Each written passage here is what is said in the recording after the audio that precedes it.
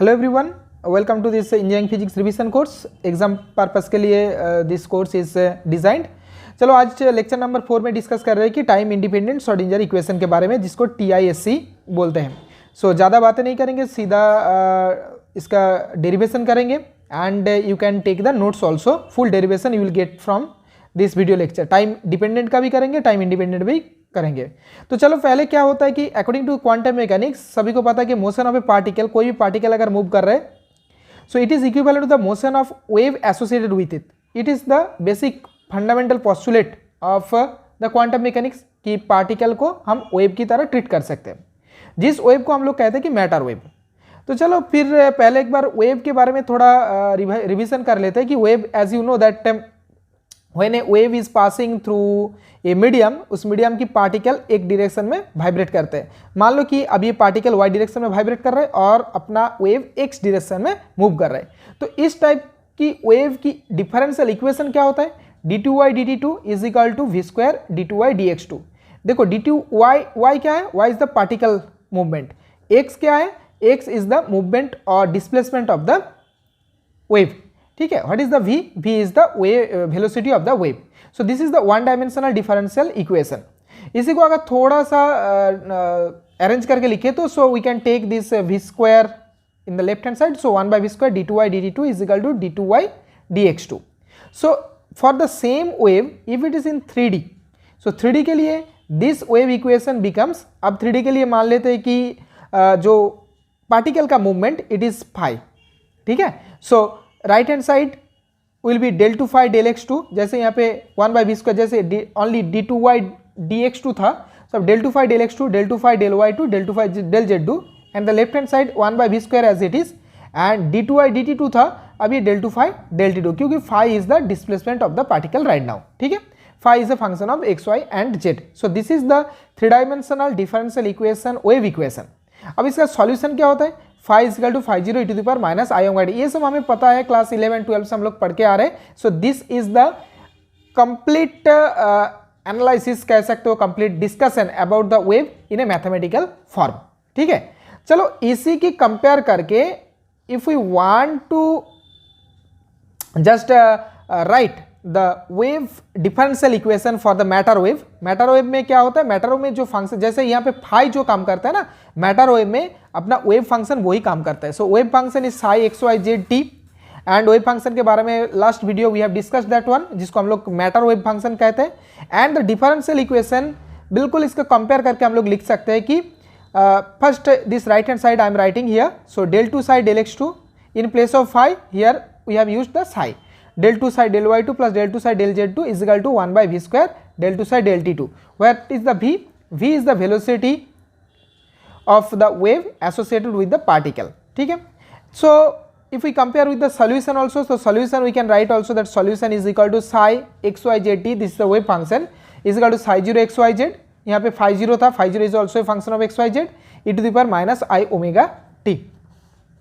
So in terms of the position vector we can also write this, इसमें इसको psi x y z का function लिख सकते हो, या psi is a function of r vector that is the position vector, and time ये भी लिख सकते हो। so right hand side is equal to psi 0 r vector e to the power minus i omega t. what is the r vector is the position vector of the particle, and सभी को पता है कि position vector in 3 dimensional cartesian coordinate में कैसे लिखते हैं? X i cap plus y j cap plus z k cap. So now our differential equation for the particle, for the quantum particle is this one, and the solution for that particle we have taken, this is the general solution for that one। ठीक है, चलो और एक बार इसको लिख लेते हैं, क्योंकि I will changing the page। what we have that psi rt is equal to psi 0 r e to the power minus i omega t, it is the solution of our differential equation this one। ठीक है, चलो अब एक काम करते हैं कि just differentiating this solution with respect to time। so del psi del t, क्योंकि what is our aim? we want to find out del 2 psi del t2। ठीक है, so first del psi del t, so psi 0 r it is a function of r only, so if I just differentiate e to the power minus i omega t, we will get minus i omega e to the power minus i omega t। so now if we again differentiate this one with respect to time, so we will get del 2 psi del t2 is equal to psi 0 r minus i omega as it is। फिर इसको अगर del del t of e to the power minus i omega t किया जाए, so it becomes minus i omega e to the power minus i omega t. So ultimately we will get it is minus omega square psi 0 r e to the power minus I omega t. So now del 2 psi del t2 it is minus omega square psi. देखो ये psi 0 e to the power minus I omega t क्या है? It is nothing but psi r t. So directly we can write del 2 psi del t2 is equal to minus omega square psi r t. So now अब इसका क्या करना है कि whatever we have the equation 1, this equation, इस equation में del 2 psi del t2 के स्थान पे we will use this one. So left hand side as it is del 2 psi del x2 plus del 2 psi del y2 plus del 2 psi del z2 is equal to minus omega square by v square, क्योंकि यहाँ पे देख रहे हो del 2 1 by v square del 2 psi del t2. So del 2 psi del t2 is equal to minus omega square psi rt. So minus omega square psi and this v square is written here. So now rearrange this equation. What you will get? You will get del 2 psi del x2 plus del 2 psi del y2 plus del 2 psi del z2. अब इसको left में लेके आओ. So omega square by v square psi is equal to 0. अब देखो थोड़ा इसको rearrange करेंगे. As you know that omega is the angular frequency, है ना. एंगुलर फ्रीक्वेंसी के साथ लीनियर फ्रीक्वेंसी का रिलेशन क्या है? Twice by nu. Nu is the linear frequency. So again nu is nothing but v by lambda. So 2 pi v by lambda. So what is the omega by v? क्योंकि यहाँ पे है omega square by v square term. So what is the omega by v? Omega by v is equal to 2 pi by lambda. So then omega square by v square is 4 pi square by lambda square. So अब हम इसको use करेंगे. और एक चीज हमें पता है कि we know what is the nabla. Nabla is equal to I cap del del x plus j cap del del y plus k cap del del z. Now if I want to nabla square, so it is nabla dot nabla, it is the dot product. So then dot product I cap del del x plus j cap del del y plus k cap del del z dot I cap del del x plus j cap del del y plus k cap del del z. So इनको अगर dot product करोगे तो क्या मिलेगा? So बिल्कुल it is magnitude of nabla square, it is grad square, we can say it is grad square. It is, if you do the dot product, you will get del 2 del x2, del 2 del y2 and del 2 del z2. So now if we just, it is an operator. ये क्या है भाई? Operator. मुझे पता है operator के बारे में उतना नॉलेज नहीं है. अब ये थोड़ा जान लो कि ऑपरेटर कहते हैं. When this operator operating on the wave function psi, देखो लेफ्ट हैंड साइड में किसके ऊपर काम करे? साई. तो राइट हैंड साइड भी साई के ऊपर काम करेगा. So we will get grad square psi is, इसको कहते हैं कि ग्रेड स्क्वायर, जिसको नेबला स्क्वायर कहते हो. Grad square psi is equal del 2 psi del x2, क्योंकि ये डेल साई के ऊपर काम करेगा, ये सेपरेटली साई के ऊपर काम करेगा, ये सेपरेटली साई के ऊपर काम करेगा. So del 2 psi del y2 plus del 2 psi del z2. तो इक्वेशन 5 बिकम्स क्या होगा? देखो इक्वेशन 5, ये जो इतना सा टर्म है, it is nothing but grad square psi. So it is grad square psi. और ये omega square by v square क्या है? 4 pi square by lambda square. So हमने इसमें लिखा है कि 4 pi square by lambda square psi is equal to 0. अब थोड़ा इसको और थोड़ा रीअरेंज करेंगे. ठीक है, चलो देखो कि इसको अगर रीअरेंज किया जाए. So we have right now, दिखाई दे रहा है शायद, nabla square psi plus 4 pi square by lambda square psi is equal to 0. Again देखो कि from the de Broglie relation, what we have from the de Broglie relation, we have lambda is equal to h by p which is h by m भी. सो 1 by lambda square, यहाँ पे क्या है? 1 by lambda square है ना. So 1 by lambda square is equal to m square v square by a square. So just insert this one here. So what you will get? Grad square psi plus 4 pi square 1 by lambda square is m square v square by a square psi is equal to 0. So now you will find that grad square psi plus, अब देखो कि h square by 4 pi square. So इसको हम लिख लेंगे h by 2 pi whole square. So m square v square by h by 2 pi whole square psi is equal to 0. So now again we know that what is h cross? H cross is equal to h by 2 pi, है ना. So h by 2 pi, if we write h cross, so the equation becomes grad square psi plus m square b square by a square square psi is equal to 0.